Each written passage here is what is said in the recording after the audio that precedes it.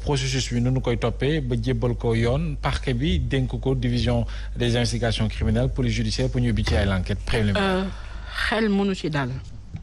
simplement parce que déjà bi rapport bi génnee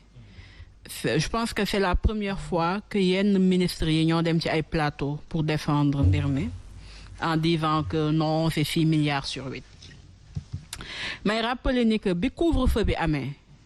nit ñi parce que yu si bëri ay ceeb la yu ñu waroon jox ñi ko yellool am na ñoo xam ne bu ñu xëyul woon mooy les ambulants dem liggéeyi dépense par jour lañ koy am ay familles yoo xam ni ils ont été obligés xañ seen bopp le temps que kii bi di ñëw ni ñu koy waxtee don yi di ñëw parce que simplement ñi ngi dund ci benn précarité may wax ni au-delà de Covid bi man dama amoon samay petite sœur yoo xam ni dañ defoon accident ñu dem Dantec bi ñu yegsee kenn ki pour ñu opérer ko dañ ma ne soo jëndul kitu 70 000 duñ ko laal boobu c'était en 2017 le temps que may indi xaalis bi c'est-à-dire que cette fille-là elle criait de douleur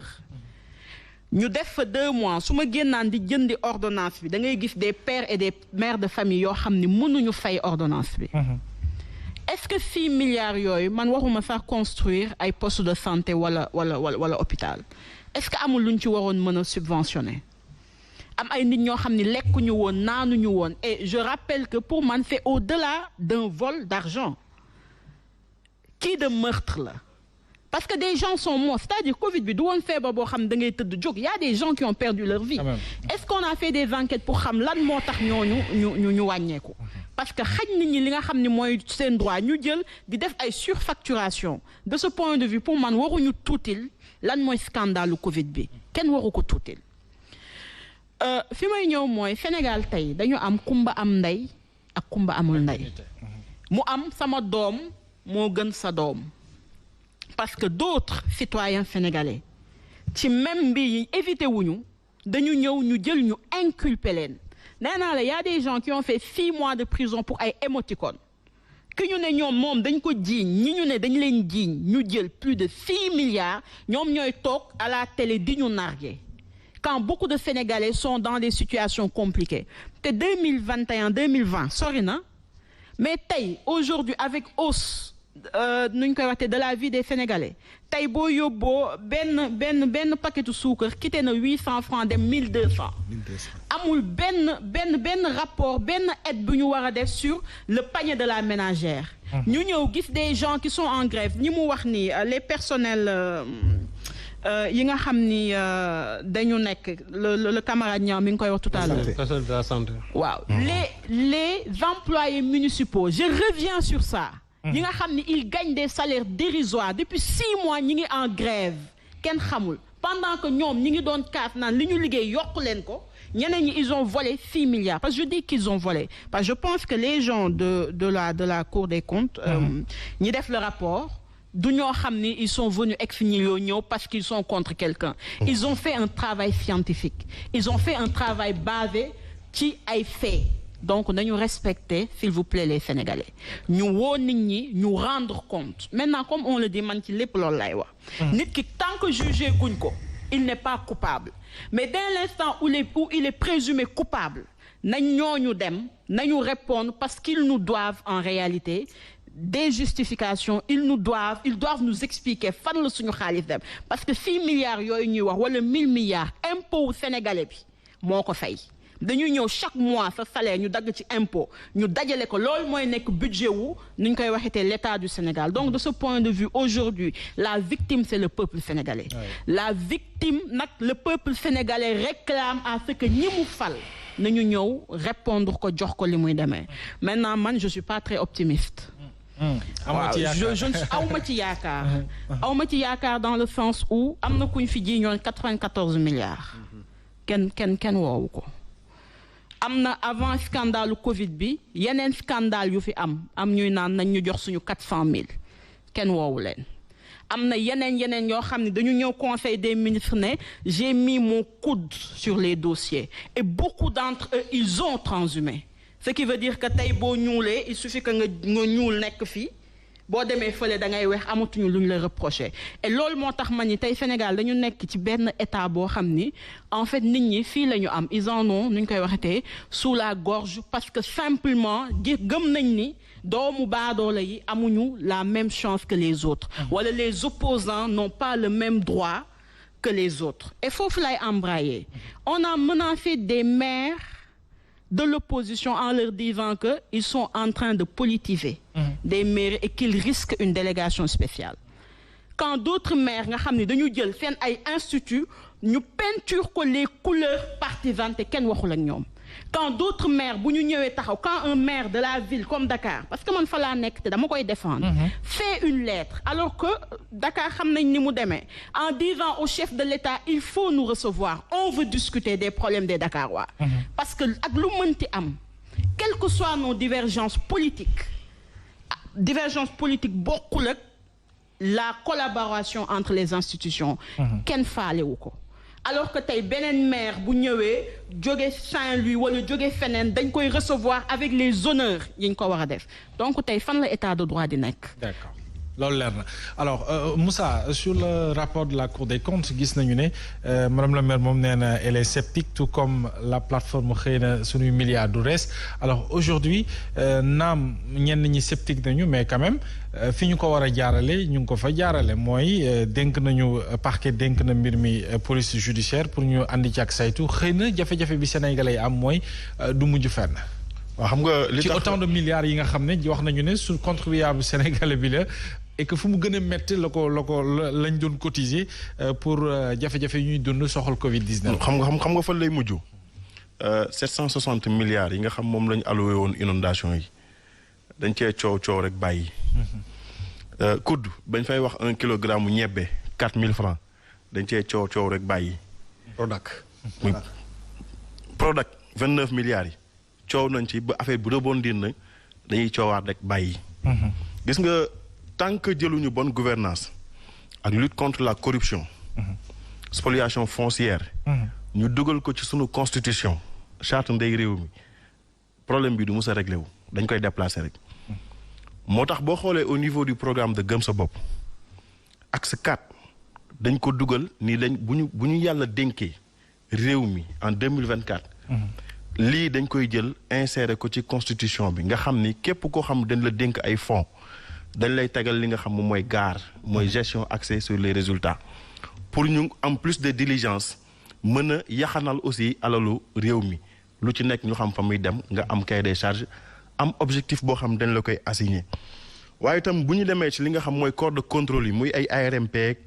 OFNAC ak lu mel ni IGE dañu war a renforcer seeni pouvoir loolu la ñu def suñu programme. ba nga xam ni ñoom dañuy mën di autosaisiru benn exemple laa ciy jël IGE dañ ko war a détacher mu génn palais de la République. muy mën di saisir directement le procureur de la République mu koy jébbal maanaam rapport yi. ñi nga xam itam ay agents de l'État lañ. occupés de hautes fonctions dans l'administration ñooñu dañ leen war a interdire aussi ñiy politique. parce que loolu li muy indi mooy complaisance li muy indi mooy rayalante ginnaaw. parce que Sénégal dafa mel ni lépp lu ñu fiy gérer muy grands travaux les grands chantiers lépp dafa opaque. gis nga terre bi ni mu demee gestion bi sax il a fallu dañuy wooyu ay tubaab def ak ñoom ay gré à gré gis nga ni mu demee ak sa terre gis nga document bi nga xam moom la Figaro génne. liñ ci wax c'est scandaleux. loolu dafa mérité woon Sénégal yépp génn ni basta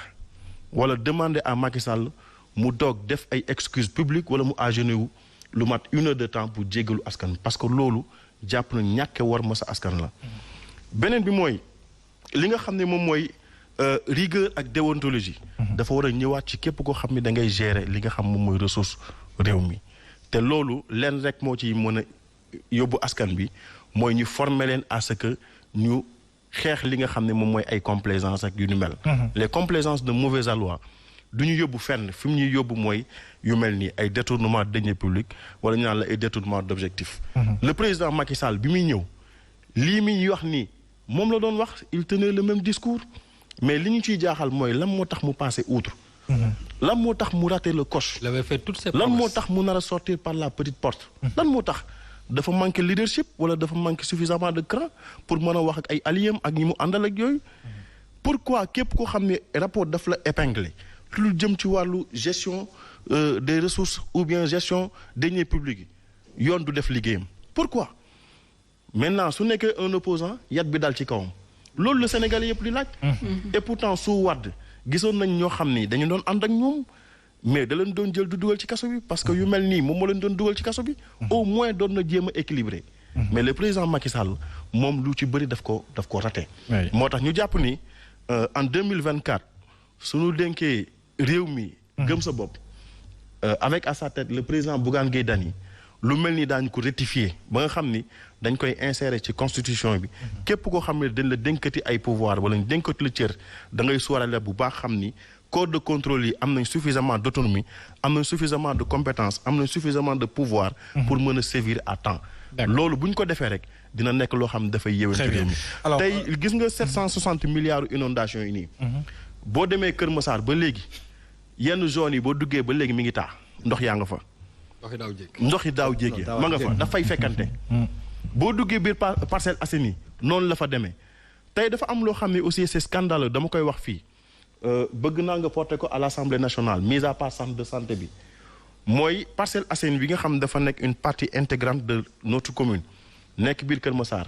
dafa amoon plusieurs centaines de propriétaires yoo xam ni dañu fayoon assainissement à raison de 500 000 ñoom ñëpp ñu fay assainissement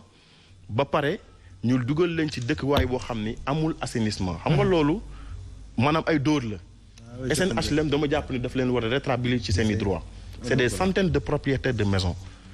bu ñu jugee casse wala bu ñu bëgg a manifester xam nga la leen di wax yéen a dem ci bas-fonds yi yéen a dem ci cuvette yi et pourtant ñoom dañ ko fayaale woon bi ñuy jënd seen kër yi yu mel noonu dañu bëgg aussi ñu koy porter à l'Assemblée nationale. Alors honorable sur le rapport de la Cour des comptes sa gis-gis muy lecture bi nga xam ne mën nañ ko jëlee ci yow par rapport ak surtout fi mbir yi toll. xam nga rapport Cour des comptes en tout cas moi je les encourage parce que le travail que j'ai vu qu'ils nous ont fourni ak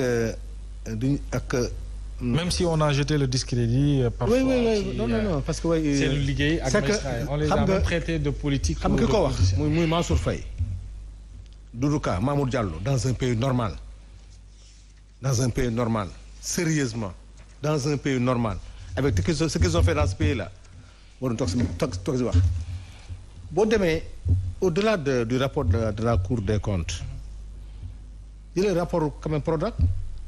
c'est Mbaye Niang qui nous a informé que Amadou Ba moo ko yoole quand maintenant aujourd'hui on pense que on nous dit que taisez-vous nous volons réew mi am nañu toutes les institutions c'est-à-dire le Sénégal c'est l'un des pays boo xam ne au monde c'est-à-dire loo soxla rek ci contrôle wala ci administration am nañ ko maintenant c'est la mise en œuvre de ces politiques man ce que j'ai vécu de plus difficile dans ma chair c'est l'emprisonnement de Khalifa boo déggee temps yëpp ñu lay wax ne pratique parlementaire pratique nangam et madame la maire xam na ko tout le monde sait que comment fonctionnent les mairies malgré les témoignages et tout jàpp nañ ko tëj ci kaso bi Mbaye Niang malgré moom moo wax ne diw la tey c'est Mbaye Niang mooy jël nit di ko yóbbu prison mën naan dina tëju c'est-à-dire au Sénégal le problème c'est quoi on a un problème de leader xam nga luy problème il faut qu'on arrête la jouissance le Sénégal dañoo jël pouvoir def ko jouissance en Afrique nguur c'est-à-dire les gens c'est pour ça que les gens s'agrippent au pouvoir tey Macky Sall ñi mu àndal nit ñaa ngay reyante Mbàkke ils sont dans les hôtels toog di ëffal policiers gendarmes yi ak les opposants te c'est eux qui sont sur les plateaux pour dire qu'ils sont prêts moi j'aurais tey xalaatoon naa ne tey les gens de l'APR dañuy jóge Thiès dem Mbàkke jàppale ji policiers yi mais ñoom ñëpp boo demee Thiès Mbour ñu ko ci hôtel tëdd seen télévision di seetaan gars yi di xeex nos frères parce que policiers yooyu gendarmes yi ak opposants yi c'est la même famille loolu moo tax le rapport de la Cour des comptes c'est des gens à encourager mais li mu wax là d'accord il faut que Sénégalais yi bàyyi de s'émouvoir une semaine 15 jours ñu fàtte mais cette fois-ci souvent on dit que le Sénégalais est amnésique oui mais nag la chance qu'ils ont avec l'Assemblée nationale cette fois-ci non ça ne se passera pas comme ça suba ak ngoon ñu ngi fii nee naa la dans les prochains jours vous verrez à l'Assemblée nationale loo xam ne non du demee noonu ok il faut que tout soit non jëlee benn exemple 1 mois après l'installation on doit installer la cour de justice. Le président a refusé, le président de l'Assemblée ñu bañ la mise en accusation que ñu bañ